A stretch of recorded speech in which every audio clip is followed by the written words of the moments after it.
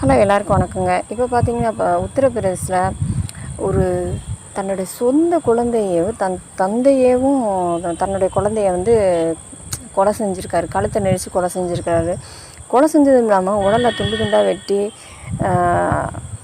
இது பெரிய பிரச்சனையாகிற அளவுக்கு ஆக்கி விட்ருக்காரு அந்த தகப்பனார்.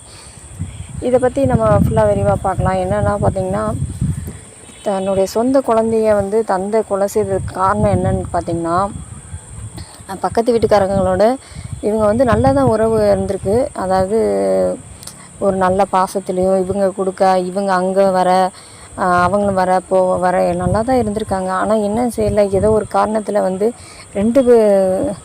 அந்த பக்கத்து குடும்பத்தார் கூட இவர் சண்டை போட்டார். அதனால் தன்னுடைய குழந்தையும் அங்கே சொல்லியிருக்காரு, அடிக்கடி அங்கே போகக்கூடாது செய்யக்கூடாதுன்னு. ஆனால் அந்த குழந்தை வந்து கேட்கலை. அது வந்து போயிட்டு இருந்திருக்கு. அடிக்கடி அவர் கோவப்பட்டிருக்காரு. ஆனால் குழந்தை வந்து சின்ன குழந்தையாக இருக்கிறனால அங்கே போயிட்டு வரும்போது ஒரு முறை பார்த்துட்டாரு. பார்த்தோன்னே என்ன செஞ்சார், தகப்பன் என்ன செஞ்சார், வந்த பிள்ளைய அப்படியே தன்னுடைய பைக்கில் உட்கார வச்சு வெளியே கூட்டிகிட்டு போகிறேம்மா கூட்டிகிட்டு போகிறேன் அப்படின்ட்டு கூட்டிகிட்டு போய் யாருமே இல்லாத நடமாட்டம் இல்லாத ஒரு பகுதியில் கூப்பிட்டு போய் ஒரு நல்ல துணி எடுத்துகிட்டு போயிருக்காரு. துணியை கழுத்தை நெரிச்சு கொன்று, இது ரொம்ப கொடூரமான செயலாக தான் இருக்குது. துண்டு துண்டாக வெட்டி போட்டிருக்காரு. அங்கிட்டு இங்கிட்டுமா தூக்கி எரிச்சிட்டாரு உடல் பாகங்களை.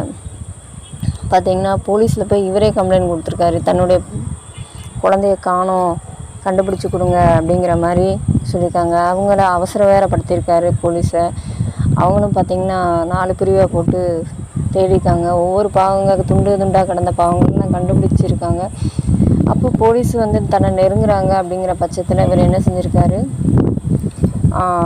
தன்னுடைய ஃபோனை வந்து மனைவிட்ட கொடுத்துட்டு, மனைவிக்கு தெரியாது இந்த சம்பவம், கொடுத்துட்டு ஆள் எஸ்கே பார்க்காரு. ஆனால் எப்படியோ போலீஸுங்கிற விசாரணையில் பிடிபட்டு என்ன சொல்கிறாருன்னா, அவர் கொடுத்த வாக்குமூலம் பார்த்தீங்கன்னா, இந்த மாதிரி நான் வந்து பக்கத்து வீட்டுக்கு போகக்கூடாதுன்னு சொல்லியிருந்தேன். ஆனால் எனக்கும் அவங்களுக்கும் நல்ல ஒரு உறவு தான் இருந்தது. ஆனால் ஒரு தகராறில் வந்து பகையாயிடுச்சு. எனக்கு கோபமாக உண்டானால அப்படியே அந்த கதையை சொல்கிறாரு. நான் அதனால் பிள்ளைய வந்து இந்த மாதிரி பைக்கில் வச்சு கொண்டு போய் கொண்டுட்டேன் அப்படிங்க. ஒரு மனுஷனுக்கு கோவம் வர வேண்டியதான். ஆனால் இந்த அளவுக்கு கோவம் வருமா அப்படிங்கிறது ரொம்ப இதாக இருக்குது. இது ஒரு நியூஸ் சேனல் தான். நான் இந்த மாதிரிலாம் இருக்கக்கூடாது அப்படிங்கிறதுக்காக தான் நான் வந்து சொல்கிறேன். நிறைய பேர் நம்மளுக்கு கோவம் வரும், எல்லா காரியங்களும் இந்த மாதிரி வராதபடி பார்த்துக்கோங்க. நம்ம குழந்தைகளுக்காக தான் வாழ்கிறோம் எல்லோரும்.